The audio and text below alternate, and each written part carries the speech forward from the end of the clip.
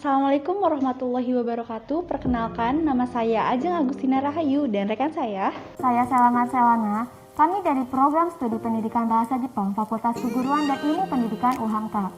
Hari ini, kami sedang berada di salah satu sekolah ternama yang ada di Pandeglang, yang tentunya memiliki segudang prestasi, yaitu SMA Negeri 2 Pandeglang. Tujuan kami di sini untuk memenuhi tugas PLP 1. Dan sekaligus kami ingin berbincang-bincang mengenai sekolah favorit ini. Sebenarnya banyak sekali sekolah-sekolah favorit di Pandeglang ini. Tapi SMA yang 2 Pandeglang ini memiliki daya tariknya tersendiri. Selain berprestasi dalam akademiknya, SMA yang 2 Pandeglang ini juga berhasil meraih prestasi hingga tingkat nasional khususnya di bidang seni dan atletik. Itulah kenapa sekolah ini disebut sebagai sekolah seni dan atlet. Penasaran dengan sekolahnya kan? Jadi mari kita berbincang-bincang seputar SMA yang 2 Pandeglang bersama dengan narasumber langsung dari SMA yang 2 Pandeglang. Terima kasih telah menjadi narasumber kami. Sebelumnya, kami akan menjelaskan terlebih dahulu apa itu PLP. PLP merupakan singkatan dari Pengenalan Lingkungan Persekolahan. PLP ini merupakan pengganti dari PPL atau yang biasa kita sebut sebagai magang, yang tidak bisa kami laksanakan karena pandemi COVID-19 ini. Dalam PLP ini kita akan membahas seputar sekolah ini, mulai dari sistem organisasi dan tata kerjanya, implementasi peraturan, kegiatan-kegiatannya, hingga karakteristik para siswa. Dapat dipahami ya? Mari kita mulai langsung pembincangan kita pada hari ini. Halo, nama saya Nurhayati Hasana SPD, saya guru mapel bahasa Jepang. Nama saya Tubagus Nazuli Furkon dari Angkatan 45, tahun lulusnya 2020. Saya Renis Krismuna, Kepala SMA Negeri 2 Pandeglang.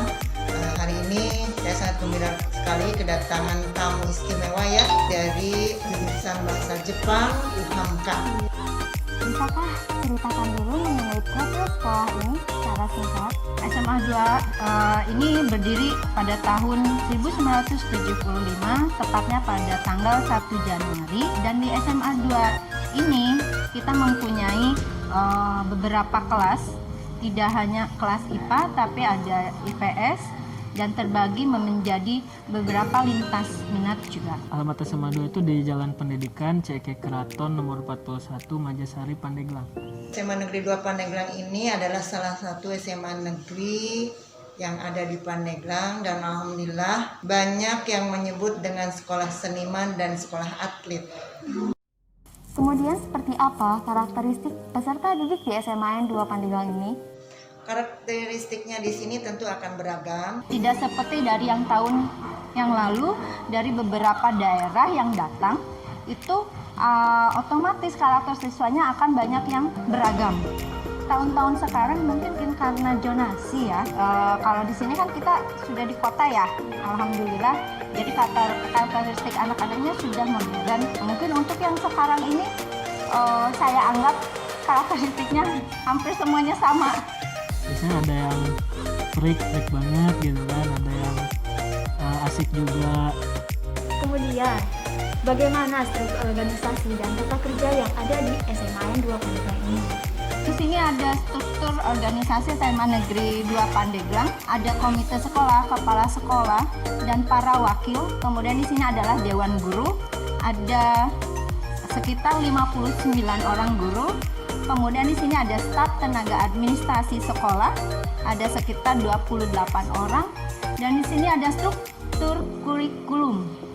Di sini kita ada beberapa mapel. Di sini ada mapel umum, ada 9 mapel. Kemudian di sini ada 4 mapel peminatan IPA dan ada 4 mapel peminatan IPS. Kemudian ada 5 mapel peminatan pilihan atau lintas. Di sini struktur organisasinya sudah kita tetapkan, mulai dari saya sebagai pimpinan di sini Kepala SMA Negeri 2 Pandeglang. Kemudian ada garis komando, ada juga garis koordinasi, yaitu koordinasi itu dengan komite wakil dari orang tua siswa. Kemudian garis komando itu ada di bawah kita, itu ada para wakasek, ada 4 wakasek humas, kesiswaan, kurikulum, dan wakasek sarana dan prasarana. Nah, kemudian ada juga di bawahnya KUTU, berikut staf-stafnya, ada bendaharanya, ada juga para guru dan yang lainnya. Kita mengadakan koordinasi setiap 1 minggu sekali di hari Senin. Untuk kerjanya sendiri menurut saya udah baik, SMA 2 udah terorganisir. Kemudian, untuk implementasi peraturan dan tata tertib yang ada di SMA 2 Pandeglang ini seperti apa? Pelaksanaannya udah bagus, banyak yang mematuhi peraturan. Cuman ya namanya peraturan pasti ada yang ngelanggar ya. Untuk siswa mungkin semua standar ya, mulai dari pakaian, rambut, dan dari catatan kehadiran. Sama dengan semua pegawainya juga seperti itu. Kita mempunyai aturan-aturan tertentu yang alhamdulillah semuanya bisa bekerja sama dan peraturan itu akhirnya bisa kita terapkan. Peraturan di sini orang mengatakan ketat katanya ya, tetapi sebenarnya tidak. Tergantung kita menyikapinya. Kalau peraturan di semua sekolah pasti sama. Masuk pukul 7 pagi, pulang paling cepat pukul 15.30 atau Jumat pukul 16. Sesuai dengan jadwal yang kita tetapkan. Kalau masuk pukul 7 berarti siswa yang lewat pukul 7.15 berarti dia belum bisa masuk selama 2 jam pelajaran, harus menunggu dulu dan dia dikenai sanksi. Sanksinya itu yang edukatif.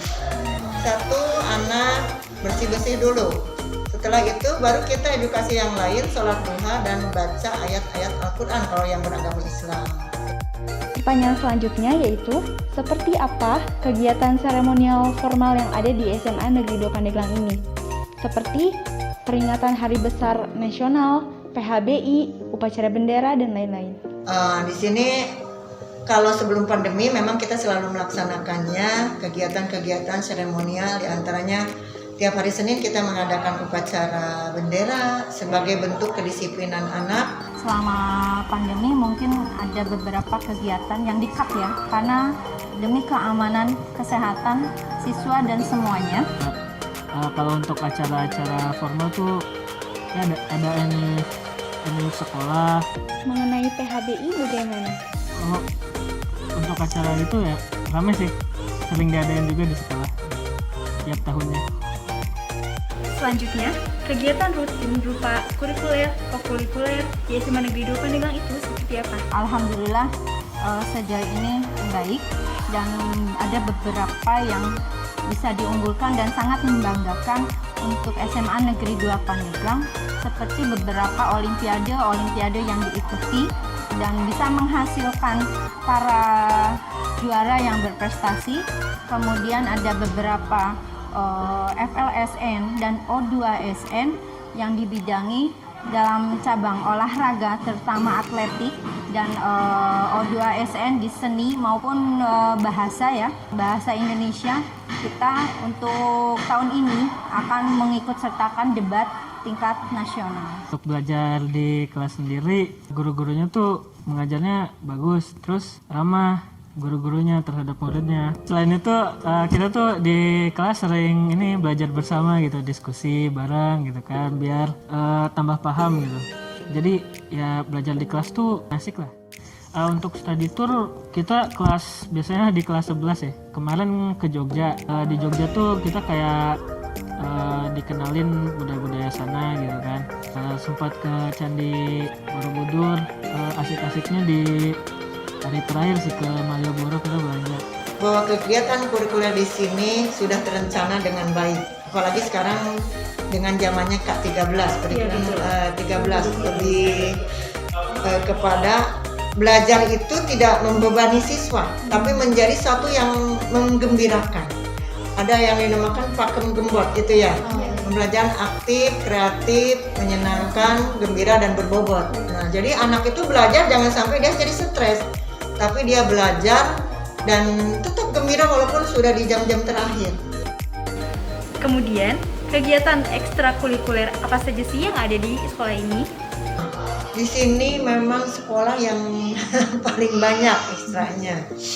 Ada mading, kemudian pramuka, kemudian juga ada olahraga yang lain. Misalnya ada bulu tangkis, voli, kemudian ada, kalau tidak salah grup bahasa Jepang juga ada. Iya, ini Homo Kuragun ya. ekstrakurikuler di SMA 2 itu kan banyak ya. Untuk olahraga tuh ada silat, voli, ada ini juga futsal. Saya sempat ikut silat juga. Dari ekskul bahasa tuh saya masuk 2. Bahasa Indonesia kan ada mading. Untuk yang lain ada bahasa Jepang. Bahasa Jepang itu nama ekskulnya Nihongo Kurabu, disingkatnya NK. Kegiatan ekstrakurikuler di sini banyak ya. Ada beberapa yang membanggakan juga, seperti atletik.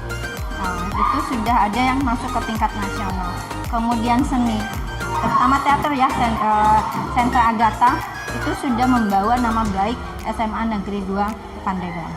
Kebetulan saya adalah pembina Nihongo Kurabu atau Japanese Club.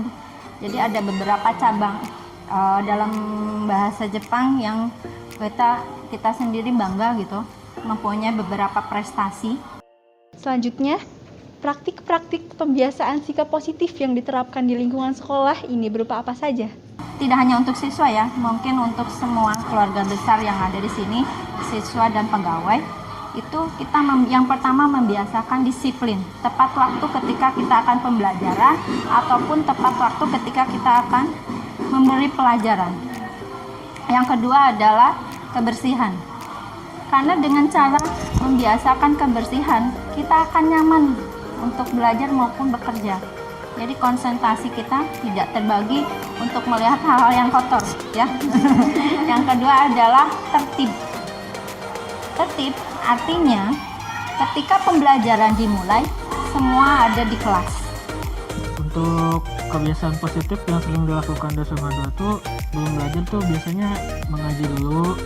Terus untuk hari-hari tertentu ada literasi, jadi kita sebelum belajar harus baca beberapa buku yang non pelajaran gitu ya. Untuk di luar kelas kita ada senyum sapa salam. Terus ada kalau misalnya kita mau makan gitu kan, kalau nggak minum kita harus sambil duduk supaya sopan aja gitu. Pertama kita dari mulai masuk anak ke gerbang, kita biasakan anak bertemu dengan temannya, dengan guru, tenaga administrasi sekolah. Mereka mengucapkan salam dengan S5 ya. Senyum, sapa, salam, sopan, santun. Jadi saya kalau bertemu dengan anak-anak, walaupun anak itu tidak menyapa, kita yang lebih dulu. Jadi tidak ada kata, seorang guru gengsi menyapa dulu, tidak. Langsung kita sapa, Assalamualaikum gitu. Kemudian setiap bertemu dimanapun, ya selalu menyapa, saling menyapa. Kemudian ketika kita membaca Al-Quran, ya kita jalankan apa yang ada di Al-Quran. Itu kita terapkan dalam pembelajaran sehari-hari kepada anak-anak. Insya Allah sejak saya kesini 2015 kita langsung mengadakan literasi sebelum belajar, 15 menit sebelum belajar kita ada edukasinya, yaitu literasi Al-Quran. 2016 setelah kita ditetapkan sebagai SMA rujukan nasional, kita tambah literasi Al-Quran plus literasi buku non pelajaran. Di sini diterapkan, diingatkan pada anak-anak bahwa setiap hari siapapun kalau melihat sampah ambil, buang pada tempatnya, dan diingatkan kembali anak-anak harus meminimalisir sampah plastik karena kita sedang menuju adiwiyata nasional mandiri ya. Ya, otomatis ketika ketiga komponen tadi terbentuk, itu pembelajaran akan berjalan dengan lancar. Sungguh hebat ya SMA Negeri 2 Pandeglang ini. Di samping prestasi yang telah banyak dicapai, kemudian kegiatan ekstrakurikuler dan kegiatan seremonial yang ada di sini juga tentunya sangat asik. Kemudian peraturan dan pembiasaan sikap positif yang telah disusun dengan baik sehingga para guru, siswa, dan staf bisa menerapkannya dengan baik juga. Selain itu, kegiatan pembelajaran di sini juga sangat bagus. Metode yang diajarkan sangat menarik sehingga para siswa mudah menangkap pelajaran. Terima kasih atas waktunya ya. Semoga SMA 2 Pandeglang ini semakin maju dan bisa mencapai prestasi hingga tingkat internasional. Itulah perbincangan kita seputar SMA 2 Pandeglang. Terima kasih telah menyaksikan. Assalamualaikum warahmatullahi wabarakatuh.